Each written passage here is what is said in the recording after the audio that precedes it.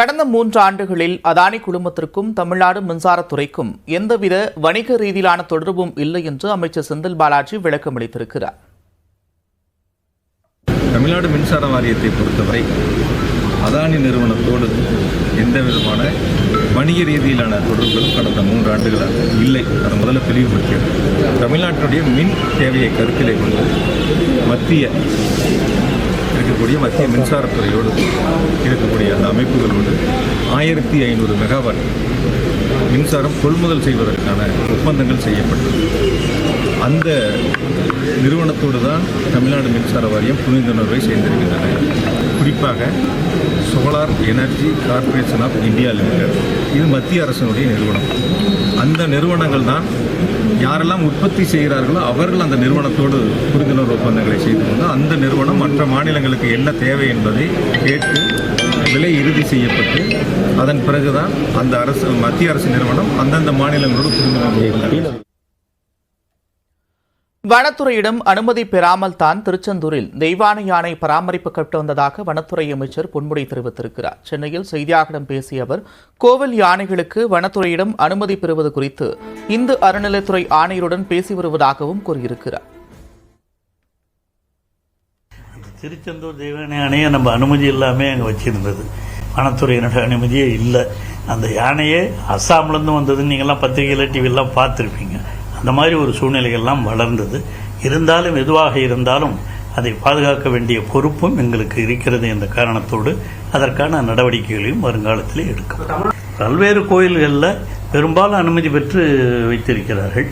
சில கோயில்களில் அனுமதி இல்லாமல் வைக்கிறார். அதையெல்லாம் அவங்க ஹெச்ஆர்என்சி கூட பேசிட்டு இருக்கோம் சார். ஹெச்ஆர்என்சி கூட பேசிட்டு அங்கே இருக்கிற அனுமதி இல்லாமல் இருக்கிற யானைகளை எல்லாம் கூட அனுமதி பெற்று வைக்க வேண்டும் என்று நாம் அந்த அறநிலையத்துறையோடும் பேசிக் கொண்டிருக்கிறோம்.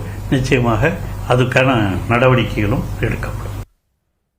மதுரை அரிட்டாப்பட்டியில் டங்ஸ்டன் சுரங்கம் அமைக்க மத்திய அரசு விண்ணப்பித்தால் அது நிராகரிக்கப்படும் என்று வனத்துறை அமைச்சர் பொன்முடி தெரிவித்துள்ளார். அந்த இடத்துல 250 பறவை இனங்கள், அதேபோல மற்றும் வெள்ளை வல்லூர், ராசாலி பறவை போன்ற பல்வேறு புதிய பறவை இனங்கள் எல்லாம் கூட அங்கே இருக்கின்றன. ஆகவே அது வனப்பகுதியாக பாதுகாக்கப்பட வேண்டும் என்பதில் தமிழக முதலமைச்சர் அவரும் முக்கிய கவனம் செலுத்தி தான் இந்த ஆட்சி வந்த பிறகுதான் அந்த பயோடைவர்சிட்டி சைட் என்று அறிவிக்கப்பட்டது. அதில் இப்போ ஒரு ஆலை உருவாக்குவதற்காக ஒன்றிய அரசு அனுமதி அளித்திருக்கிறது.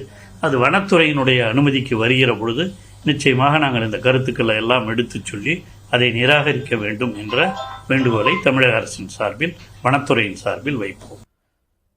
கூட்டணி வைக்க வருபவர்கள் 50 கோடி ரூபாய் அல்லது 100 கோடி ரூபாய் கேட்பதாக அதிமுக முன்னாள் அமைச்சர் திண்டுக்கல் சீனிவாசன் கடந்த 2 நாட்களுக்கு முன்னர் பேசியிருந்த நிலையில் கூட்டணி குறித்து பேசும்போது செலவு குறித்தும் பேசுவதைத்தான் கூறியதாக தற்போது விளக்கமளித்திருக்கிறார். ஒரு பொறுப்புகள், ஒரு நம்முடைய கூட்டணி வரணும்னு சொன்னா அதுக்கு நிறைய வேதனைகள் இருக்காரு. எவன் வந்தாலும் சும்மா வரான், 220 சீட்டு கொடுங்க, ஒரு 50 கோடி கையில கொடுத்துருங்க, 100 கோடி கொடுங்க, வெளியே நம்ம 7 நெல்லு அரிசி விற்கிற மாதிரி பேசுறாங்க. எங்க கூட்டணியை அவர் பார்த்து சொல்லியிருக்காங்க. கூட்டணியை பற்றி நம்முடைய தலைமைகள் நிர்வாகிகள் யாரும் பேசுறதா எல்லாம் பார்த்துக்கிறேன்னு சொன்னாங்க. அதன்படி இருக்கிற பொழுது ஒரு கூட்டணிக்கு போகும்போது நம்ம குடும்பம் பேசும்போது இவ்வளவு செலவாகுது, அவர் செலவாகுது சொன்னாங்க. அதை நான் சொன்னதுனால கூட்டணி வராதுங்கிற மாதிரி செய்தி கொடுக்குறேன். 2 நாள் தங்கமணி வந்துட்டால் திண்டுக்கல் சீன் வந்துட்டால் அங்கே இழுக்க வேண்டியதான் சொல்லிட்டு கட்சிக்கு போறாங்க.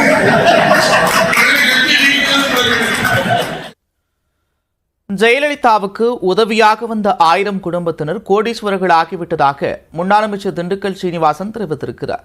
நாகையில் கட்சி கூட்டத்தில் பேசிய அவர், அப்படி கோடீஸ்வரர்களான சசிகலா, தினகரன் உள்ளிட்டோர் நாளை ஆட்சியை பிடிப்போம் என்று கூறி வருவதாகவும் விமர்சித்திருக்கிறார்.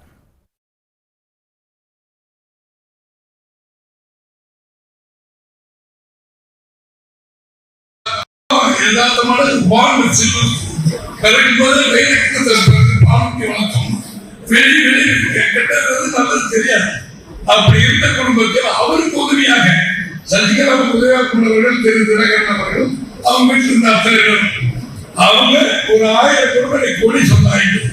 அந்த பணத்தை வச்சுட்டு நாங்க தான் ஆட்சி பிடிப்போம். எந்த ஆட்சி காரக்குடியெல்லாம் பிடிக்க முடியாது. அதெல்லாம் வச்சு வட்டிகள் நிறைய இருக்கு. அதெல்லாம்